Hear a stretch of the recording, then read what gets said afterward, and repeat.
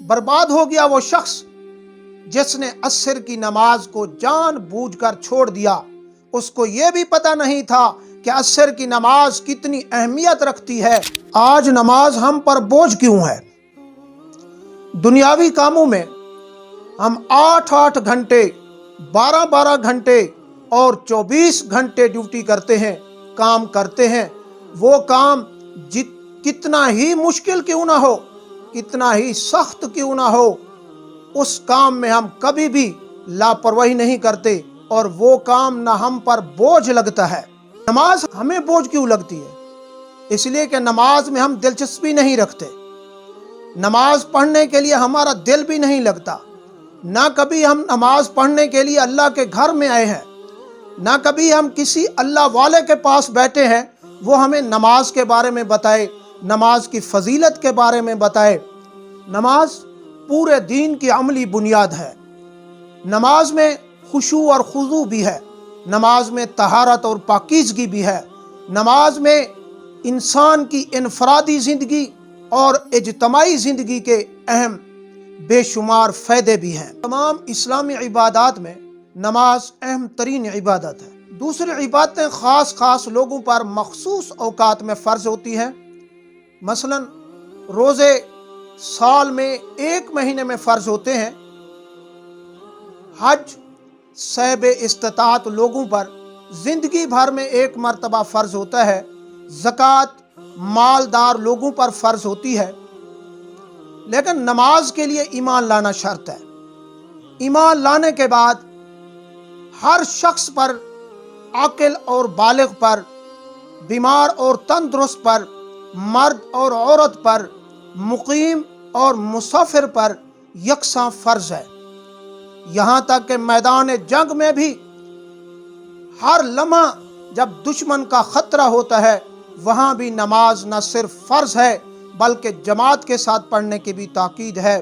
اللہ تعالیٰ اپنے قرآن مجید میں ارشاد فرماتا ہے، انی انا اللہ لا الہ الا انا فاعبدنی واقم الصلاۃ لذکری، بے شک میں ہی اللہ ہوں، میرے سوا کوئی معبود نہیں، میری ہی بندگی کرو، میرے ذکر کے لیے نماز قائم کرو۔ جو شخص اچھی طرح وضو کر کے یکسوئی کے ساتھ نماز ادا کرتا ہے تو یہ نماز اس کے لیے نور اور ایمان کی دلیل ہوتی ہے اور یہ نماز اس کی نجات کا ذریعہ بن جائے گی۔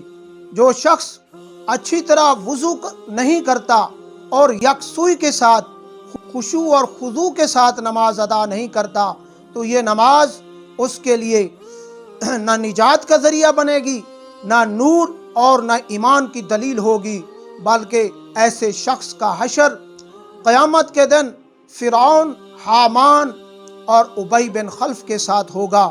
جو شخص نماز نہیں پڑھتا یا نماز کو جان بوجھ کر چھوڑ جاتا ہے تو ایسا شخص کافروں کے ساتھ اس کا حشر ہوگا۔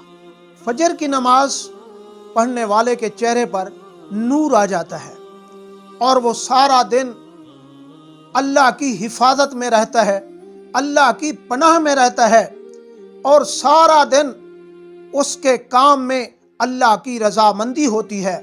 اور جو شخص صبح کی نماز نہیں پڑھتا اس کے چہرے پر نور کی روشنی نہیں ہوتی اور وہ سارا دن اللہ کی حفاظت میں نہیں رہتا اور وہ جو بھی کام کرتا ہے تو اس کے کام میں کوئی نہ کوئی رکاوٹ آ جاتی ہے، کیونکہ اللہ کی رضا جس کام میں ہوگی کام وہی ہوگا، جس کو اللہ چاہتا ہے کام وہی ہوتا ہے۔ جو شخص عصر کی نماز پڑھتا ہے، پابندی کے ساتھ پڑھتا ہے، اس کا گھر اور اس کا مال محفوظ ہو جاتا ہے۔ جو شخص چاہتا ہے کہ اس کا مال بھی محفوظ ہو اور اس کا گھر بھی محفوظ ہو اور وہ اپنے گھر میں برکت دیکھنا چاہتا ہے اور ہر کام میں کامیابی دیکھنا چاہتا ہے، اس کو چاہیے کہ وہ عصر کی نماز پابندی کے ساتھ پڑھے تاکہ اس کا گھر بھی محفوظ ہو اور اس کا مال بھی محفوظ ہو۔ اگر کوئی شخص عصر کی نماز کو چھوڑ دیتا ہے تو اس کو اتنا غم لگتا ہے جس طرح کوئی آدمی فوت ہو جاتا ہے اور اس کے غم میں ہر شخص نڈھال ہو جاتا ہے تو اس کا گھر اور اس کا مال بھی محفوظ نہیں ہوتا، کہ عصر کی نماز کو پابندی کے ساتھ پڑھنا ہے۔ اگر ہم چھوڑ دیتے ہیں تو سمجھنا نہ ہمارا گھر محفوظ ہے، نہ ہمارا مال محفوظ ہے، نہ ہمیں گھر میں کوئی برکت نظر آتی ہے، نہ سکون نظر آتا ہے۔ ہر وقت ہمیں ایک غم کی شکل نظر آتی ہے۔ برباد ہو گیا وہ شخص جس نے عصر کی نماز کو جان بوجھ کر چھوڑ دیا۔ اس کو یہ بھی پتہ نہیں تھا کہ عصر کی نماز کتنی اہمیت رکھتی ہے اور اللہ کے نزدیک کتنی مقبولیت کا درجہ رکھتی ہے، کیونکہ اس کو اگر یہ پتہ ہوتا تو وہ عصر کی نماز کبھی نہ چھوڑتا۔ حضرت علی فرماتے ہیں کہ آپ صلی اللہ علیہ وسلم کی زندگی کے آخری لمحات میں آپ کی مقدس زبان پر جو الفاظ جاری تھے وہ نماز اور نماز کے الفاظ تھے۔ آپ صلی اللہ علیہ وآلہ وسلم کو نماز میں اتنی گہری دلچسپی تھی کہ آپ صلی اللہ علیہ وسلم ہر معمولی بات پر مسجد کا رخ کرتے تھے۔ جب تیز ہوا چلتی تو آپ مسجد کا رخ کرتے تھے، جب چاند اور سورج گرہن لگتا تو آپ نوافل ادا کرتے تھے۔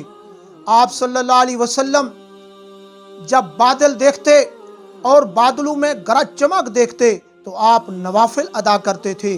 آپ صلی اللہ علیہ وسلم نوافل اتنی کثرت سے ادا کرتے تھے کہ آپ کے مقدس پاؤں پر ورم آ جاتا تھا، اور آپ صلی اللہ علیہ وسلم ہر وقت اپنی زبان پر یہ کہتے رہتے تھے کہ نماز میری آنکھوں کی ٹھنڈک ہے، نماز میری آنکھوں کی ٹھنڈک ہے۔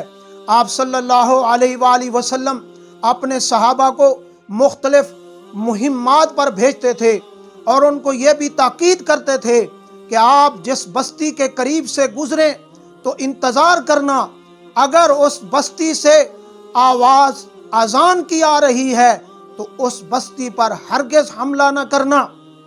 اور اس نماز کی برکت سے اللہ پاک اس بستی سے اپنے عذاب کو روک لیتا ہے۔ حضرت عمر رضی اللہ تعالی عنہ اپنے عہد حکومت میں عہدیداروں کو باقاعدہ تحریری طور پر لکھ کر دیتے تھے کہ میرے نزدیک سب سے اہم مسئلہ نماز ہے، کہ جو شخص نماز کی حفاظت کرتا ہے یوں سمجھو کہ اس نے پورے دین کی حفاظت کی، اور جو شخص نماز کو چھوڑ دیتا ہے، نماز کی حفاظت نہیں کرتا، نماز کو ادا نہیں کرتا، اس نے پورے دین کو ضائع کر دیا۔